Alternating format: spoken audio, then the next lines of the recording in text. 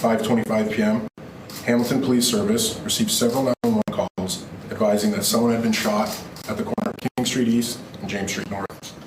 Uniformed patrol officers arrived to a chaotic scene and located 2 victims. The first victim was a male hospital and treated for non-life-threatening injuries.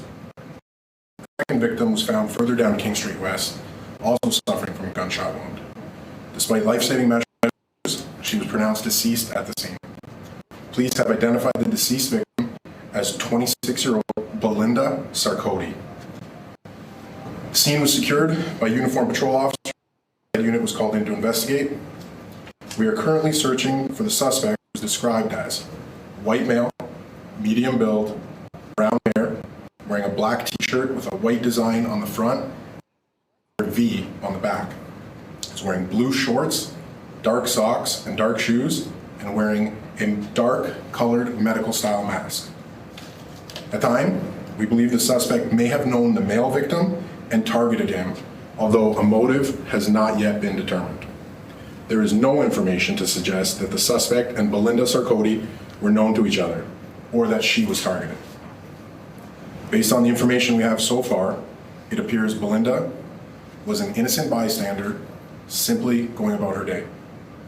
Belinda immigrated to Canada from Ghana in 2024 and was living and working here in Hamilton.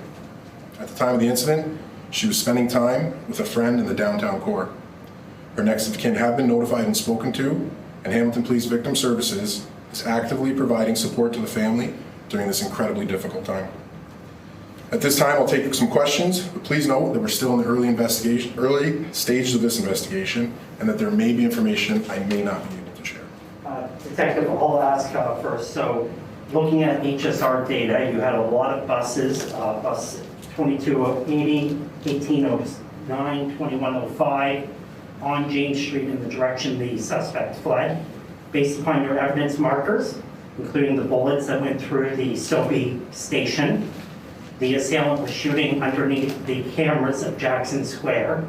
Do you have images of quality that could assist the public in identifying the suspect? Yeah, like I said, we're still obviously in the early stages. We are collecting a lot of video. There's a lot of people that are helping us, and we're in the process of processing all that video right now. The video at Jackson Square, how would you describe the quality of that video from that new camera? I haven't seen the video myself, but our team is going through it, and I believe it will be of good quality on this system. Sir, is the male victim cooperating with police? The male victim has spoken with us, yes. Matt from the Hamilton Spectator. As I think you mentioned earlier, it was very chaotic there, and a lot of people were worried at the time. They weren't sure what was happening. Can you describe for me how you deal with that amount of the crowd level, the chaos, that there was a literal party right at Gore Park? How do you negotiate that in that circumstance? Yeah, we have very well-trained officers that responded in a manner that was appropriate in the scene, and they did a great job. Obviously, that you can imagine how chaotic that area could be. Probably couldn't pick a busier intersection in the city, and they shut it down, and they collected all the evidence and maintained it as best as they could. Was there any thought, or would it have even been practical to try and clear some of the large outdoor parties right nearby? You know, there's the Arts Crawl on James Street, thousands of people. Was that even something you considered, or would it be practical? Again, I wasn't there for the initial response, but no, I don't think. I think what the size of the scene was appropriate. It was big enough, and probably even a little bit bigger than we needed, which is what we usually strive for. Was the male victim able to identify the shooter? No. The woman, where she was found, was at the 1A bus stop. Was she waiting for the bus?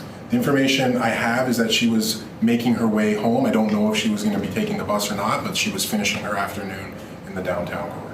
So this is the second innocent bystander to die at a bus stop in Hamilton in recent months. What is the Hamilton Police comment on that? All I can tell you is that we are using every available resource to try to identify and locate the person involved and the suspect and solve this obviously tragic crime. At the scene, you had 6 evidence markers indicating some sort of debris strike. Do you know how many casings you recovered at the scene? I can't comment on that due to the ongoing investigation. We haven't even briefed with our forensic officers about the scene yet. So she didn't know any of the other people that were involved, the shooter or the target? Are you talking about Belinda? Yes. There's nothing to suggest that she knew anybody involved. Like I said, an innocent bystander just going about her day. How many officers did you have out there for a name? Do you know? I can't give you an exact number, but everybody that could responded while maintaining business continuity. Did you have to go kind of store by store through Jackson Square in terms of ensuring you knew who was where and everyone was safe? Or Yeah, there was a canvas for witnesses and video, and of course all of that got done. was the mall evacuated as a whole? I don't know if the mall was evacuated as a whole. I can't answer that. What is the general area for public that was out that evening and potentially saw something? What's the general area that you're looking for evidence in that people may have saw something that they didn't think of at the time? Could you describe a general area for people? Yep, anywhere in the area of King and James, in that whole block, in the downtown core. As for the victim and their family, do they reside in Hamilton? They do not. The victim was living in Hamilton, yes, but the victim's family is in Ghana, and a brother in Manitoba as well.